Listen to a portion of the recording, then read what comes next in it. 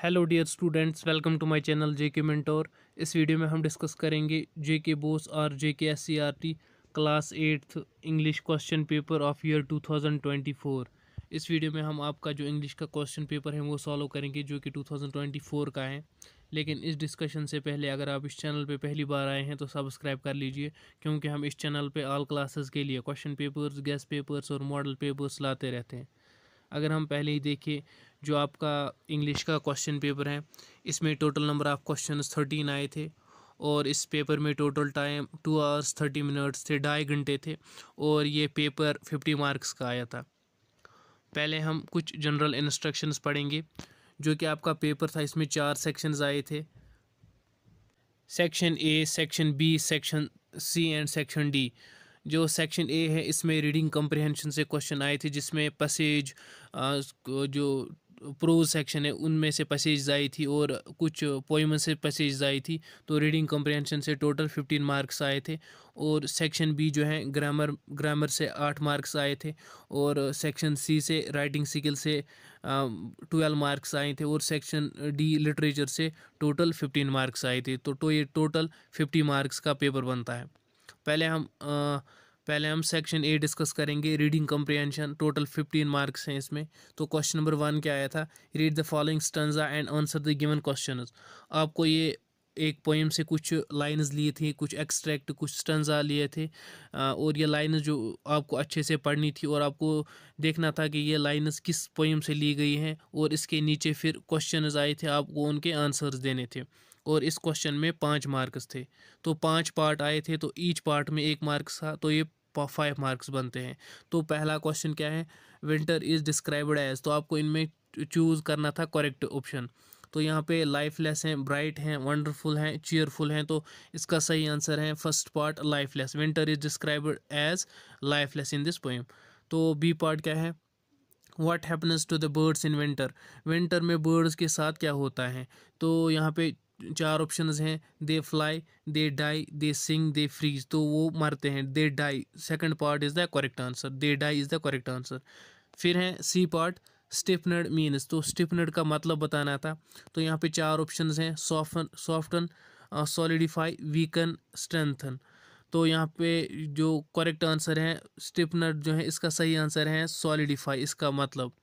अब है D part, opposite of hard is. Hard का, सख्त का अपोजिट क्या आएगा, सख्त का आएगा अपोजिट नरम। तो हार्ड का अपोजिट आएगा सॉफ्ट। तो soft is the correct answer. Now E part, what do comfortable man do during winter. तो कंफर्टेबल मैन जो होते हैं वो विंटर के दौरान क्या करते हैं। तो आप यहाँ पे देख सकते हैं, पोएम से आपको आंसर मिलेगा। कंफर्टेबल यहाँ से इसका आंसर था, comfortable man gather about great fires. तो यहाँ पे इतना इसका आंसर था। इसके बाद है फिर question number 2, read the following passage and answer the given question. तो आपको ये पैसेज जो नीचे दी गई हैं ये आपको अच्छे से पढ़नी थी और नीचे जो इसके क्वेश्चन है आपको उनके आंसर्स देने थे और वो आंसर्स आपको इसी पैसेज में से निकालने थे। तो 5 मार्क्स थे इस क्वेश्चन में। ईच 5 पार्ट आए थे, तो ईच पार्ट में 1 मार्क्स करके तो 5 मार्क्स बनते थे। तो पहले हम ये पैसेज पढ़ेंगे। पैसेज क्या है, Milkha Singh also known as the flying Sikh was an Indian track and field sprinter who was introduced to the sport while serving in the Indian Army. He is the only athlete to win gold in 400 meters at Asian Games as well as। तो उसने 400 metre race में जो है sprint में Asian games में gold जीता है। तो एक इसकी फिर सेकंड क्या है, कॉमनवेल्थ गेम्स में भी इसने जो है गोल्ड मेडल लिया है। ही also one gold medals in 1958 1962 in Asian games. तो उसने 1958 और 1962 में एशियन गेम्स में जो है मेडल जीता है। He represented India in 1956 summer Olympics in Melbourne. तो मेलबोर्न ऑस्ट्रेलिया में है। तो 1956 में इसने जो मिल्खा सिंह है इसने रिप्रेजेंट किया है इंडिया को, कहाँ पे, समर ओलंपिक्स जो कि मेलबोर्न में हुए। and the 90 फिर the 1960 summer Olympics in Rome and the 1964 summer Olympics in Tokyo. एक तो रोम में भी और टोक्यो में भी। He was awarded the Padmashri. इसने इसको जो है अवार्ड, कौन सा अवार्ड दिया गया, Padmashri award, India's 4th highest civilian honour in recognition of his sporting achievement. The race for which Singh is Singh is best remembered is the fourth place finish in 400 meters final at 1960 Olympic Games. He led the race till the 200 meter mark before easing off, allowing others to pass him. Singh's fourth place time 45.73 seconds was the Indian national record for almost 40 years. तो 40 साल तक ये record रहा 45.73 seconds. From beginning that saw him often and displaced during the partition of India. Singh became a sporting icon in the country. In 2008, journalist Rohit Bejnath described Singh as the finest athlete India has ever produced. He was disappointed with the debut performance at the 1956 Melbourne Olympics. तो ये आपको अच्छे से ये passage पढ़नी थी. अब नीचे अब कुछ क्वेश्चन हैं. पहला क्वेश्चन क्या है, what is Milkha Singh known as. तो मिल्खा सिंह को क्या कहा जाता है, तो आपको इसका आंसर जो है यहीं पैसेज में मिलेगा. Milkha Singh is known as the flying Sikh. इसके बाद है फिर question number second. When he was on the track during the Melbourne Olympics Milkha Singh realised that. तो यहाँ पे तीन ऑप्शंस दिए हैं इन्होंने, चार ऑप्शंस दिए हैं, आपको करेक्ट वन चूज करना था. तो थर्ड वन करेक्ट है इसका. His talents were inconsequential as compare to the international athletes.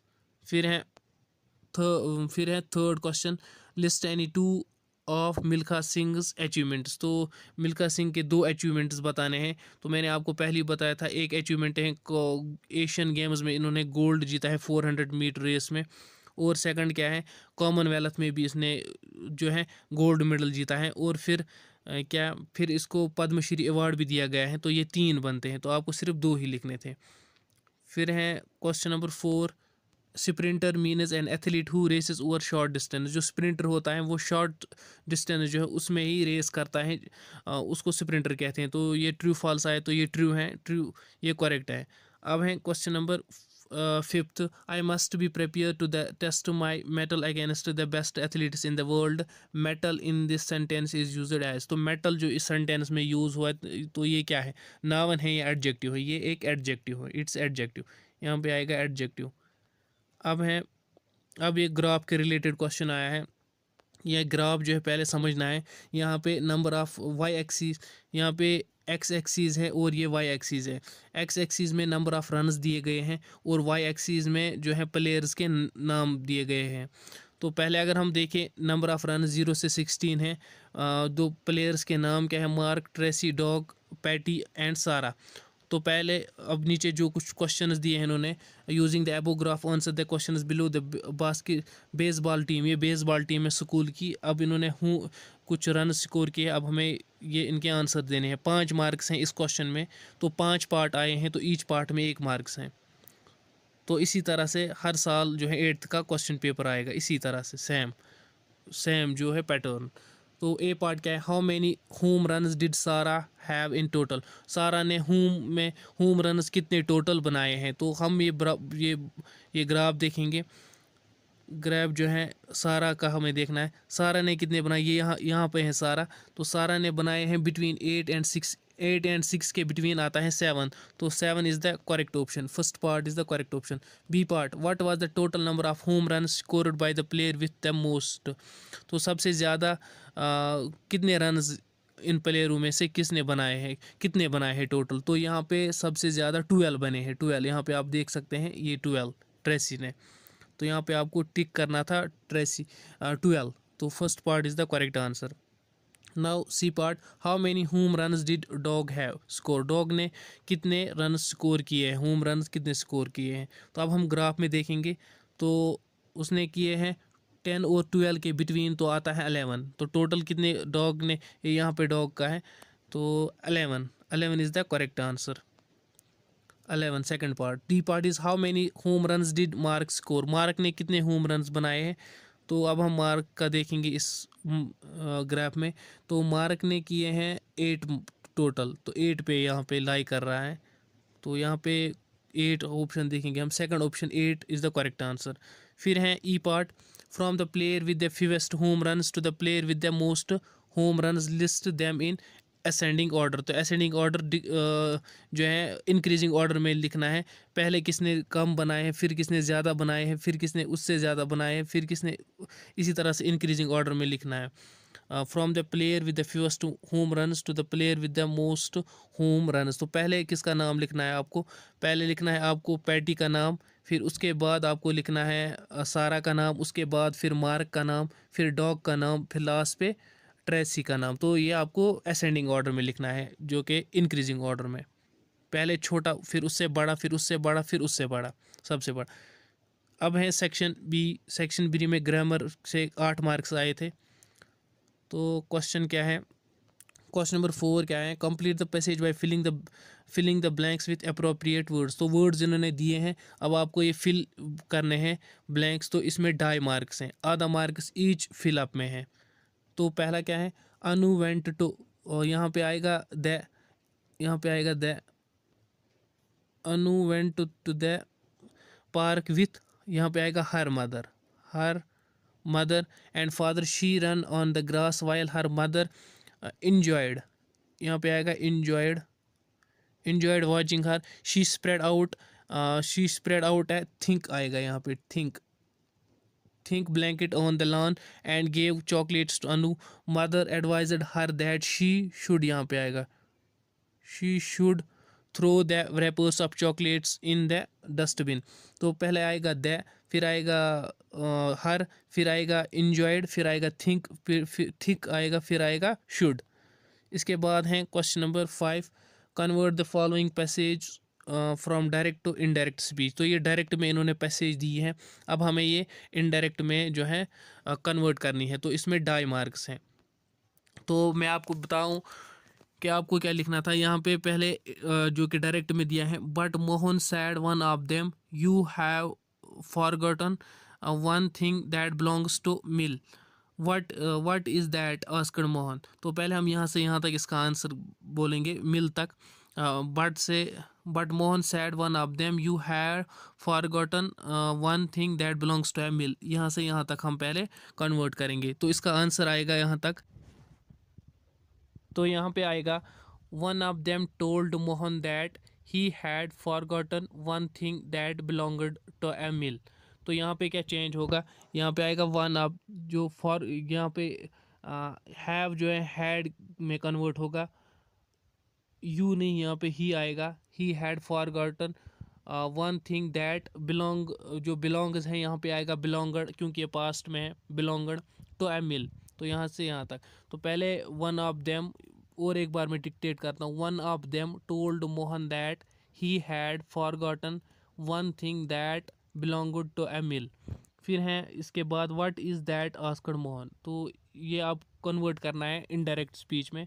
तो यहाँ पे आएगा Mohan asked what was that, Mohan asked what was that. तो ये इजी है। Why where is the miller said his friend. तो उसके फ्रेंड ने कहा कि मिलर कहाँ है। तो ये अब हमें कन्वर्ट करना है। His friend asked wire was the Miller, his friend asked wire was the Miller. तो ये यहाँ पे लिखना है, सैड की जगह आस्क्ड।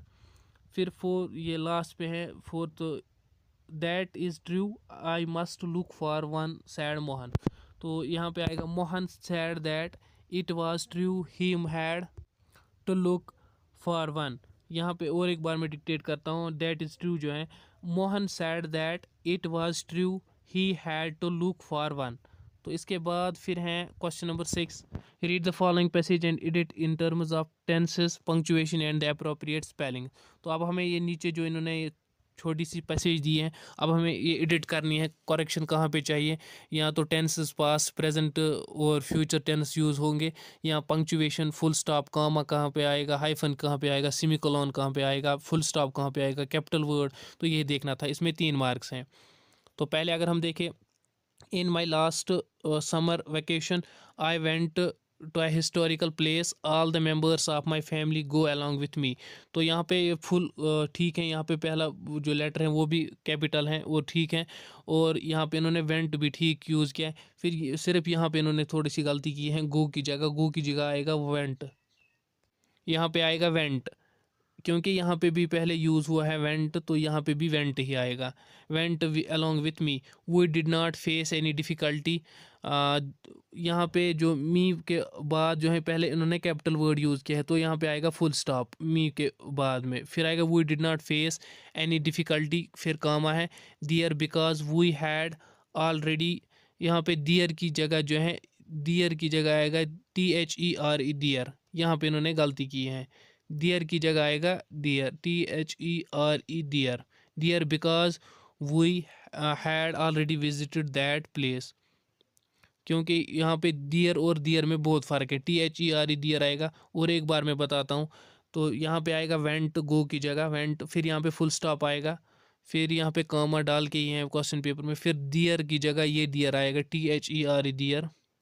ये इसका मतलब है इस दियर का THEIR जो है इसका मतलब है उनका, तो इसका मतलब है वहाँ THERE आएगा। Because we had already visited that place, तो यहाँ पे लास्ट पे आएगा फुल स्टॉप, तो फुल स्टॉप डाल के हैं।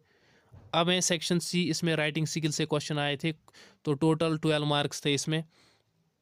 तो क्वेश्चन नंबर 7 क्या है, read the following mind map and develop a dialogue between two friends in a park. तो नीचे जो ये इन्होंने माइंड मैप दिया है, अब आपको एक डायलॉग राइटिंग आपने पढ़ी होगी, तो दो फ्रेंड्स के दरमियान डायलॉग हो रहा है, तो इन्होंने कंटेंट वहीं से दिया है। पहले ट्रीज हैं, फिर प्रोवाइड यहाँ पे यूज टू मेक। पहले आपको क्या करना था, डायलॉग एक तो अपना नाम लिखना था मी, फिर लिखना था फ्रेंड। पहले आपको इसी तरह से आपको कन्वर्सेशन जो है आगे बढ़ाना था। पहले लिखना था कि इसमें, फिर बाद में आपको लिखना था ट्री हमें प्रोवाइड करते करते हैं ऑक्सीजन, आपका फ्रेंड कहता है हाँ और शेड भी प्रोवाइड करते हैं, और फिर आप बोलते हो वो हमें पेपर देते हैं। इसी तरह से आपको ये बनाने थे। आपको फिर कन्वर्सेशन आगे बढ़ाना था। यहाँ आर में आया था question, develop a short story from the. तो आपको ये विजुअल क्लू दिया था इन्होंने, तो आपको शॉर्ट स्टोरी इससे डालना था। तो ये आप देख सकते हैं, ये जो लड़के हैं ये खेल रहे हैं, तो आपको ये फ्रेंड्स हैं ये खेल रहे हैं, इसी में आपको एक ऐसे शॉर्ट स्टोरी टाइप बनाना था। फिर इसके बाद है question number 8, you are Tina sister of Meena, you received a call from the tuition that there would be no class that day, Meena is sleeping right now but you need to go market urgently, write a message it more than not more than 50 words। तो इसमें 2 marks हैं, तो इसमें 2 marks है, जो ऊपर ये ऐसे हैं इसमें 3 मार्क्स थे। तो यहाँ पे आपको एक मैसेज लिखनी थी, आप टीना हो, आप टीना हो सिस्टर किसकी, मीना की सिस्टर हो। तो आपको एक मैसेज लिखनी थी, आपकी सिस्टर जो है वो सो रही थी, तो आपको एक कॉल रिसीव हुई ट्यूशन सेंटर से कि आज क्लास नहीं है, तो आप मार्केट गई हो, तो आपको मैसेज लिखनी है अपनी फ्रेंड को, सॉरी अपनी सिस्टर मीना को, कि आज ट्यूशन नहीं जाना। तो पहले आप यहाँ पे बॉक्स बनाना था, पहले आपको एक बॉक्स बनाना था। बॉक्स के बाद यहाँ पे आपको लिखना था मैसेज, मैसेज के यहाँ पे फिर बाद लिखना था यहाँ पे डेट, फिर यहाँ पे टाइम, नीचे फिर मैसेज कंपोज करना था, सिर्फ 50 वर्ड्स तक। 2 मार्क्स थे इसमें। यहाँ आर में आया था फिर question, your friend waste a lot of time on the internet visiting gaming sites that are resulting in his performance in academics, write an email in not more than 50 words advising him to not do so। तो आपको एक email लिखनी थी, आपका friend जो है वो waste कर रहा है अपना टाइम इंटरनेट पे, वो गेम्स खेल रहा है, तो उसकी बहुत पुअर परफॉर्मेंस है उसके एग्ज़ाम्स में भी एकेडमिक्स में भी। तो आपको एक ईमेल लिखनी थी। तो ईमेल किस तरह से लिखते हैं, एक बॉक्स बनाते हैं, बॉक्स फिर यहाँ पे लिखते हैं फ्रॉम, अपना ईमेल लिखना था abc@gmail.com, फिर टू यहाँ पे xyz@gmail.com, फिर लिखना था सब्जेक्ट किसके लिए क्यों लिख रहे हो, फिर कंपोज करनी थी ईमेल। तो फिर क्वेश्चन नंबर 9 है, your school is organising an educational tour during the next summer vacation, you are interested in joining the tour, write a letter to your father requesting him to allow to you to join it and send 1000 rupees for this purpose. तो इसमें 3 marks थे। तो आपका school जो है वो organise कर रहा है एक एजुकेशनल टूर पे जाना है नेक्स्ट समर वैकेशन में, तो आप भी इंटरेस्टेड हो। आपको अपने फादर को इनफॉर्मल लेटर लिखनी है, जिसमें आपको उसको कहना है कि उनको कहना है कि रिक्वेस्ट करना है कि मैं भी ज्वाइन करना चाहता हूँ, और आप मुझे 1000 रुपीज़ भेजें इस पर्पज़ के लिए। तो इसमें 3 मार्क्स थे। तो लेटर राइटिंग आपको आती होगी। फिर आर में है, you are Sheena Ali usually your locality is in complete darkness due to poor lighting in the streets. There may be cases of theft. Write a letter to the chairman of municipal board of your town complaining about poor lighting in your locality. तो आप शीना हो या अली हो, girl हो या boy हो, तो आप जिस गांव में रहते हो आपकी स्ट्रीट्स जो है वहाँ पे बहुत ही कम लाइटनिंग है, पुअर जो है लेक ऑफ लाइटनिंग है, तो वहाँ पे चोरों की भी जो है केसेस भी आ रहे हैं। तो आपको एक लेटर लिखनी है, चेयरमैन जो है आपका म्यूनसिपल बोर्ड जो है आपके टाउन का, तो उसको कहना है हमारी लोकलिटी में ये पुअर लाइटनिंग जो है वो ख़त्म करे, कंप्लेन करना है आपको। तो ये फिर है question number 10। Government model school high school Jammu recently organised a science symposium on the topic effect of pollution on quality of life. You are Aman Anita editor of the school magazine, write a report event for school magazine 80 to 120 word.